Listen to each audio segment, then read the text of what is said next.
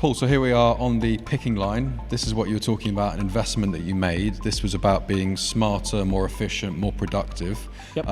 It's obviously not all up and running right now, but tell us what we're looking at, what we're seeing. Well, I mean, this shed originally was, we call it our plucking. This is the plucking room. And originally we'd have had a team of 130, 140 people in here, all getting a turkey and plucking it by hand and then taking it to a person who would look at it, check it was plucked properly, and then hang it up in the fridge. Okay. But there was no process in that. There's no, we had no idea how many we were going to pluck a day, and of course, those pluckers could pluck as fast or as slow as they wanted. I think if you could put a man on the moon, we must be able to put some process into this. What is a very traditional artisan way of plucking turkeys, dry by hand. We can't do the normal factory process because it's much too slow. But putting a moving line in, we put a wax tank in, so we pluck the turkeys rough. Mm-hmm. We just take most of the feathers out with a pheasant plucking machine, and then we put the turkeys into wax, into a food grade wax, like the ducks. We were the first ones to do it. It comes out of the wax, and then we blew cold air over the wax, so the wax set.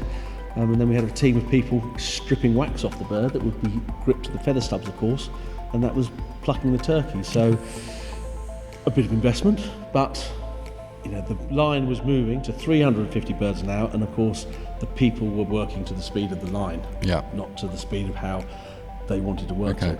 So you've got a situation now where it's faster, you need less people. There's less upfront upskilling as well because it's a simpler process. We de-skilled the job. What was the process between having that initial idea of I think we can do this better to getting to a point where you have it in place? The duck people, they pluck their ducks with wax.